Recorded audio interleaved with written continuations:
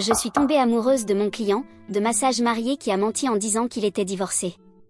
Des années plus tard, je l'ai surpris en train de me tromper, et je me suis associée à sa véritable ex-femme pour ruiner sa vie. Mon futur ex-mari 40 ans, et moi 32 ans, avons commencé à nous fréquenter il y a un peu plus de 5 ans. À partir de maintenant, je l'appellerai Don, juste pour préserver son anonymat. Don est venu comme l'un de mes clients de massage et nous avons tout de suite accroché. Je venais de sortir d'une relation précédente, j'avais perdu un peu de poids, je venais de revenir d'un voyage en solo en Amérique du Sud et je me sentais coquette et amusante. Don venait se faire masser tous les 2 mois. À l'époque, il était officier de police et venait d'être transféré d'une petite ville à la grande ville. Il a dit qu'il avait récemment divorcé et que cela avait été difficile, et il a demandé le transfert pour s'éloigner de son ex-femme, Miranda, et de sa famille. Il a dit qu'il avait grandi dans une petite ville où tout le monde se connaissait, et qu'il n'était pas très populaire pour un homme comme lui de quitter sa femme, qui était mère au foyer avec 2 enfants 14 ans et 11 ans. Selon lui, elle était incroyablement manipulatrice et abusive avec lui depuis des années. Ils étaient ensemble depuis qu'ils avaient 14 ans, et c'était un peu tabou pour un homme de parler de la façon dont sa femme l'abusait, donc personne ne l'a vraiment cru, et ses parents l'ont un peu honteux pour l'avoir abandonné. Il était en mauvais état, et nous nous sommes rapprochés grâce à nos relations récemment échouées, car j'étais moi aussi dans une relation assez manipulatrice et émotionnellement abusive. Lors du 3e rendez-vous, il a eu le courage de m'inviter dans un jardin botanique en dehors de la ville. Il est venu me chercher dans sa voiture de patrouille et essayait d'être mignon en allumant les lumières et en accélérant dans les rues et sur les autoroutes jusqu'à ce que nous arrivions au jardin. C'était excitant et sexy à l'époque, je l'admets. Nous avons passé un très bon moment, et il m'a invité à un autre rendez-vous. Nous sommes sortis plusieurs fois au cours de 2 mois, et à la fin de ces 2 mois, je n'ai plus vu de nouvelles de lui pendant un certain temps. J'ai pensé qu'il avait perdu de l'intérêt, alors j'ai continué ma vie. Puis, un autre mois passe et il m'appelle, s'excusant de ne pas m'avoir contacté plus tôt et disant qu'il se sentait terrible et qu'il devait me dire quelque chose. Je pensais qu'il allait me dire que d'être dans une relation si tôt ne se passait pas bien pour lui, qu'il s'était précipité trop vite et toutes ces bêtises. Je m'attendais à ce qu'il me dise qu'il n'était plus intéressé à me voir. J'ai accepté de le voir, et il est venu me chercher et m'a emmené dans un café près de chez moi, où il a lâché la bombe, il était toujours marié. Je lui ai demandé pourquoi il avait menti, et il a dit qu'il était dans une mauvaise relation, que tout ce qu'il avait dit sur elle étant abusive était vrai, mais qu'il n'avait pas encore déménagé parce qu'il avait peur et ne voulait pas perdre ses enfants. Je me suis levée pour partir, mais il m'a supplié de rester, s'excusant d'avoir menti et disant qu'il n'avait jamais ressenti cela pour quelqu'un auparavant, blablabla. Je l'ai écouté, honteuse de le dire, j'ai cru tout ce qu'il me disait à l'époque parce que j'avais moi-même vécu un abus émotionnel si grave avec mon précédent petit ami que cela m'avait laissé dans un très mauvais état. Je pouvais compatir avec tout ce qu'il disait parce que je l'avais aussi vécu. Blablabla, j'ai fini par rester avec lui, mais j'ai dit seulement s'il quittait la maison et commençait le processus de séparation. Don a accepté. Cette même semaine, il a dit à sa femme qu'il la quittait, a pris sa caravane et l'a garée sur la propriété d'un ami. Pour faire court, ils ont traversé le processus de séparation. Dans mon lieu de résidence, vous devez être séparés pendant au moins 1 an pour commencer le processus de divorce. Donc, au cours de cette année, Don est passé de rester dans sa caravane garée, et quand l'hiver est arrivé, il a emménagé chez moi. Sa fille est venue le voir, et il n'a pas parlé de moi à ses amis ou à sa famille parce qu'il ne voulait pas que quelqu'un sache qu'il était encore marié quand nous avons commencé à sortir ensemble. Après 1 an, il a demandé le divorce, mais elle a eu une crise et a affirmé qu'elle avait peur de lui et de ce dont il était capable, quelque chose comme la peur de ce qu'il pourrait faire à lui-même. Elle a déposé une ordonnance restrictive contre lui, donc il ne pouvait pas voir ses enfants ni s'approcher de la maison, et comme il était officier de police, il y a eu une enquête, ils lui ont retiré son arme et il a dû travailler au bureau pendant un certain temps jusqu'à ce que l'enquête soit terminée. Sa fille ne lui parlait toujours pas. À ce stade, sa mère et son père, quelques amis, et son ex et les enfants savaient qu'il sortait avec moi, mais ils pensaient que nous ne nous fréquentions que depuis quelques mois.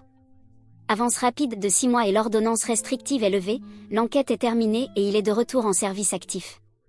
Il a été déployé dans une province différente pour le travail et la formation plusieurs fois, donc il a été absent longtemps. Je n'y ai pas pensé, il me parlait toujours et me tenait informé de tout, et me donnait un emploi du temps détaillé de ses journées. J'ai même recherché sur Google 1 ou 2 conférences et appelé les hôtels où il disait être pour m'assurer qu'il était vraiment où il disait être et que les conférences existaient. Chaque fois que j'avais un doute, je vérifiais toujours et tout était en ordre. Les années passent, nous finissons par acheter notre propre maison ensemble, et elle est si belle, littéralement la maison de mes rêves. Elle est sur environ 4 acres de terre et est juste au bord d'un lac. Il me dit que le divorce est finalisé, me demande en mariage et nous sommes fiancés. Son fils vient tous les deuxièmes week-ends et passe le week-end avec nous. Tout semble bien, nous sommes heureux. Je commence à planifier le mariage et à prendre des rendez-vous pour voir des lieux, mais il devient distant et désintéressé.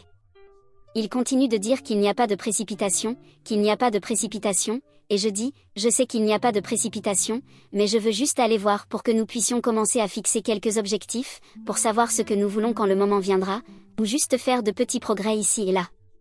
Il accepte, mais quand nous allons voir les lieux et que les gens nous demandent quand nous pensons nous marier, nous ne pouvons pas donner de réponse.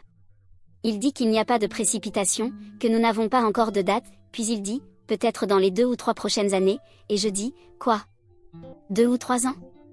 Puis nous commençons à nous disputer devant la femme qui nous montre la belle salle. Elle comprend que je veux parler à Don en privé et finit par nous donner un peu d'espace. À ce stade, je suis tellement embarrassée que je dis, qu'est-ce que tu veux dire par 2 ou 3 ans? Et Don dit, je ne veux pas me précipiter après avoir divorcé, ça a l'air mauvais. Et je dis, alors pourquoi m'as-tu demandé en mariage? Et il dit, parce que je t'aime. Je dis, alors qu'est-ce que nous attendons? Puis il dit qu'il n'a pas été totalement honnête avec moi. Je dis, qu'est-ce que ça veut dire? Et puis il dit qu'il n'est pas encore officiellement divorcé, et je dis, je pensais que tu avais réglé ça. Il dit qu'il y a eu un problème avec les papiers et qu'elle ne les a pas signés, et je dis, donc tu es techniquement encore marié et pourtant tu m'as demandé en mariage? Et il dit, eh bien, j'ai proposé parce que j'ai signé les papiers et les ai envoyés à mon avocat en pensant qu'elle n'aurait pas de problème à les signer. Elle fait juste chier et me donne des problèmes parce qu'elle ne veut pas que je sois heureux. Je dis que c'est de la merde et que le mariage est annulé, et il dit, attends. Il dit qu'il veut toujours être avec moi, qu'il veut m'épouser, et je dis que je ne veux pas épouser quelqu'un qui me ment. Je dis que tu m'as déjà menti une fois avant et je pensais que nous avions dépassé ça. Pour faire court, je lui ai dit de faire ses valises et de rester chez un ami pendant un certain temps jusqu'à ce que je règle certaines choses. Il est parti pendant 2 semaines, et pendant ce temps, nous parlons et il dit qu'il ne voulait pas me le dire parce qu'il ne voulait pas que je le quitte et qu'il est tellement désolé. Il dit que ce n'est pas qu'il ne veut pas être avec moi, mais qu'il a juste peur de la confrontation. Il dit toutes ces choses et suggère que nous fassions une thérapie ensemble, qu'il est sérieux à ce sujet, qu'il est sérieux à mon sujet, blablabla.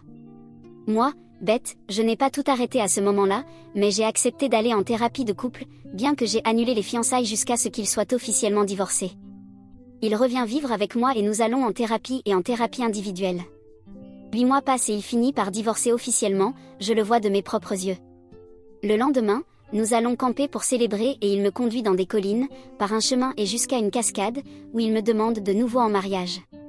Moi, stupide, je dis oui, mais à ce stade, je sens que nous avons fait des progrès dans notre relation. Sa fille a aussi recommencé à lui parler, alors nous nous sentons assez soulagés. J'attribue son comportement étrange et ses mauvais jours précédents au fait que sa fille ne lui parlait pas et qu'ils étaient assez proches avant qu'il ne se sépare de Miranda. Pendant ce temps, il a été déployé quelques fois de plus et a été absent de la maison pendant des semaines. J'ai commencé à gérer ma propre clinique et ça a été fou, très agité, j'ai été distraite par ça. Une fois, quand il est rentré d'un déploiement, il m'a dit qu'il devait emmener un collègue dans une autre province parce qu'il ne pouvait pas conduire à cause de la médication qu'il prenait. Je dis, pourquoi ne peut-il pas prendre un bus ou un avion? Et il dit que le gars a peur de voler et ne veut pas s'évanouir dans le bus avec la médication qu'il prend. Eh bien, mon instinct me dit que quelque chose ne va pas, et j'essaie de lui dire que je ne veux pas qu'il y aille, et c'est un va-et-vient, mais il dit que comme il est supérieur, il sent qu'il ne peut pas dire non. Alors je dis, d'accord, je suppose. Il part un dimanche et revient un mardi. Quand il revient, il est un peu distant et je le vois au téléphone dehors pendant qu'il fait des travaux de jardinage, souriant et riant, et quand je lui demande avec qui il parlait, il dit que c'était le collègue qui l'a conduit dans une autre province. 2 semaines passent et c'est le mariage de mon cousin. Nous sommes à la réception, il a bu quelques verres et une personne inconnue, amie de mon cousin, cherche une chaise vide. Alors, Don lui dit directement qu'elle peut s'asseoir sur ses genoux et essaie de l'attraper, et je suis juste à côté de lui, incrédule. Mon autre cousin me regarde et dit, mais qu'est-ce que c'est? Et essaie de faire comme si rien ne s'était passé. La fille à qui il a dit de s'asseoir sur ses genoux rit maladroitement et s'éloigne. Je vais aux toilettes, complètement furieuse, et quand je reviens, il danse avec une autre femme. Je vois mon frère là-bas et lui demande de me ramener à la maison. À la maison, je vais sur son iPad parce que j'ai la curiosité de voir s'il a connecté ses messages à son iPad. Bien sûr, ils y sont, sous un faux nom, Marc, et il y a des flirts, des sextos, des photos et des vidéos nues échangées, tout. Et les jours où il a dit qu'il devait emmener un collègue, devinez quoi, ce collègue était en fait Marc, qui est en fait une femme avec une coupe pixie blonde, que j'appellerai Lise. Il a passé ses jours avec elle, et les jours où il était en déploiement, il revenait un jour plus tôt qu'il ne me le disait et allait directement chez elle pour coucher avec elle. Le lendemain, il conduisait jusqu'à notre maison en prétendant qu'il venait juste d'arriver de là où il était. J'ai pris des captures d'écran de tout et les ai envoyées à moi-même, puis les ai envoyées à lui et lui ai dit de ne pas revenir à la maison. Je lui ai dit que nous étions complètement terminés. Je n'ai pas eu de réponse tout de suite, probablement parce qu'il était évanoui quelque part ou en train de coucher avec quelqu'un. J'ai aussi verrouillé les portes de la maison et je sais qu'il ne peut pas entrer parce que j'ai pris les clés avec moi et que nous n'avons pas de copie de rechange nulle part. Le lendemain, je me réveille avec des messages textes et des messages vocaux le matin, disant qu'il est désolé et tout ça. Je le bloque. Vers midi, je reçois un appel de mon cousin disant que Don est assis dans le hall de l'hôtel et dit que je l'ai laissé là sans moyen de rentrer à la maison. Je dis qu'il devrait demander à la femme avec qui il dansait de le ramener à la maison, et elle dit « Quoi ?» Et je dis qu'il n'est pas autorisé à rentrer à la maison, et elle a compris l'indice. Puis je reçois un appel du frère de Don, disant qu'il doit venir chercher des affaires pour Don, et je dis que j'aurai toutes ses affaires emballées et dehors dans l'allée. Son frère arrive et se gare devant la maison, et je vois Don sortir avec les vêtements qu'il portait au mariage et monter jusqu'à la porte d'entrée et essayer la porte, mais elle n'est pas ouverte. Ensuite, il va à l'arrière et essaie ça, mais c'est aussi verrouillé. Alors, je le vois essayer les fenêtres pour voir si peut-être nous avons laissé une ouverte, mais sans chance. Il commence à crier mon nom, et je regarde son frère emballer ses affaires à l'arrière de son camion. Il commence à crier qu'il est désolé, qu'il ne peut pas être tenu à l'écart de sa propre maison, blablabla. Après environ 15 minutes, ils partent tous les deux. Quelques jours passent et je reçois un message texte de Miranda demandant ce qui est arrivé à Don. Il était censé aller chercher son fils à l'entraînement de hockey, mais il ne s'est pas montré et elle ne peut pas le joindre. Elle vérifie s'il est en vie. Eh bien, je réponds que je souhaitais qu'il soit mort, et elle dit « Quoi ? J'espère que tout va bien. » Alors, je fais quelque chose que je n'avais jamais fait auparavant et je l'appelle. Je lui dis que je suis vraiment désolée d'avoir ruiné son mariage, que j'ai brisé le code des filles et je lui dis littéralement tout. Je lui dis que je sortais avec son mari dans son dos et je lui raconte ce qu'il m'a dit sur elle, tout. Elle l'a pris étonnamment bien. Elle a dit qu'elle soupçonnait qu'il la trompait. Elle a dit qu'il n'était jamais à la maison et que sa fille l'a surpris en train d'envoyer des messages à une autre femme, cela pourrait avoir été moi, et elle lui a demandé à ce sujet. Il l'a totalement nié et l'a fait penser qu'elle était folle. C'est là que la non-communication a commencé. Elle a admis qu'elle avait obtenu l'ordonnance restrictive parce qu'elle avait peur de lui, parce qu'elle voulait raconter à la famille et aux amis quel genre de salaud il était, mais il l'a menacée de la tuer. Puis il l'a menacée de nouveau et a fait de sa vie un enfer avec des persécutions et tout ça, jusqu'à ce qu'elle lève l'ordonnance restrictive. Tout ce temps, il me disait qu'il avait peur d'elle et qu'elle était l'abusive. Elle a dit que c'était totalement le contraire. Elle a dit qu'il l'avait manipulée au point qu'elle avait peur de parler à quelqu'un et était super déprimée. Elle a dit qu'il y avait tellement de fois où elle voulait juste m'appeler et tout me raconter, mais qu'elle avait peur que je pense qu'elle était folle et que je ne la crois pas. Don lui avait dit que s'il découvrait qu'elle m'avait contacté, il la ferait arrêter et lui enlèverait les enfants. Alors, oui, je comprends. Eh bien, après avoir parlé un peu plus, j'ai dit que je la récupérerais le lendemain et que nous irions déposer un rapport contre lui.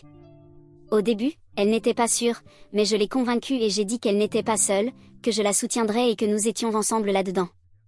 Alors nous avons déposé un rapport, ils ont ouvert un rapport, ils ont ouvert une enquête.